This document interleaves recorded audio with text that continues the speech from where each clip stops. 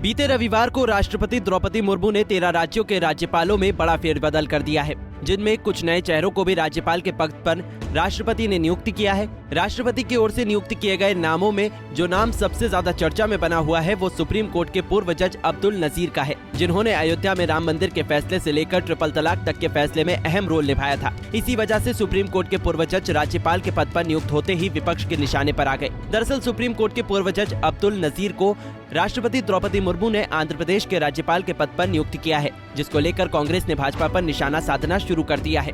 कांग्रेस महासचिव जयराम रमेश ने पूर्व केंद्रीय मंत्री अरुण जेटली का एक पुराना वीडियो सोशल मीडिया पर वायरल कर दिया है, जिसमें भाजपा के दिवंगत नेता ये कहते हुए सुनाई दे रहे हैं कि रिटायरमेंट से पहले के फैसले रिटायरमेंट के बाद पाने की आशंका से प्रभावित होते हैं।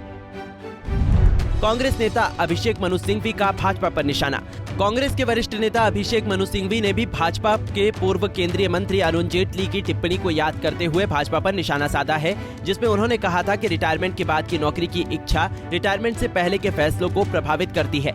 ये न्यायपालिका की स्वतंत्रता के लिए खतरा है। अभिषेक मनु सिंघवी ने सुप्रीम कोर्ट के पूर्व जज को आंध्र प्रदेश का राज्यपाल नियुक्त किए जाने पर भाजपा पर निशाना साधते हुए कहा है, हम व्यक्तियों के बारे में बात नहीं कर रहे हैं, सैद्धांतिक रूप से हम इसका विरोध करते हैं। हम मानते हैं ये एक बड़ी कमी है और देश के लिए एक बड़ा खतरा है।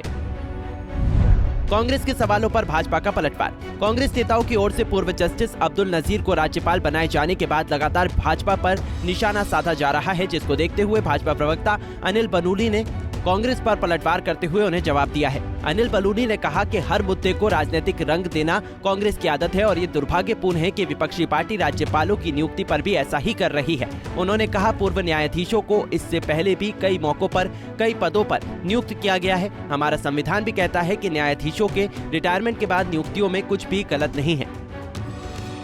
आपको बता दें कि केंद्र सरकार की ओर से बीते रविवार को 6 नए चेहरों को राज्यपाल के पद पर नियुक्त किया गया है। उनमें से आंध्र प्रदेश का राज्यपाल सुप्रीम कोर्ट के पूर्व जस्टिस अब्दुल नजीर को बनाया गया है, जिन्होंने जज के पद पर रहते हुए राम जन्मभूमि विवाद मामले में 2019 में आए ऐतिहासिक फैसले में अपना रोल निभाया। इसके अलावा जस्टिस अब्दुल नजीर ट्रिपल तलाक और निस्ता के अधिकार को मूल अधिकार घोषित करने समेत कई महत्वपूर्ण फैसले सुनाने वाली पीठ में शामिल रहे थे। राज्यपाल की नियुक्ति के लिए संविधान का नियम।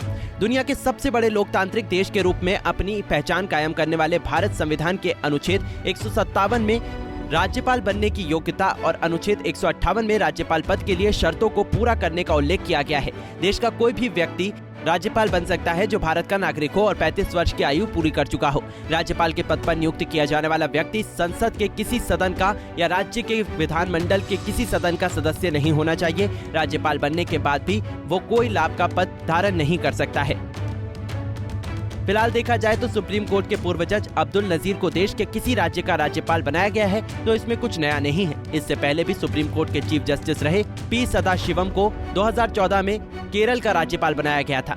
सुप्रीम कोर्ट में देश की पहली महिला जज रही एम फातिमा बीबी भी 1997 से 2001 तक तमिलनाडु के राज्यपाल के पद पर अपनी सेवा दे चुकी हैं। एम फातिमा बीबी 1992 में सुप्रीम कोर्ट से रिटायर हुई थी। Bureau report, Punjab Kesari TV.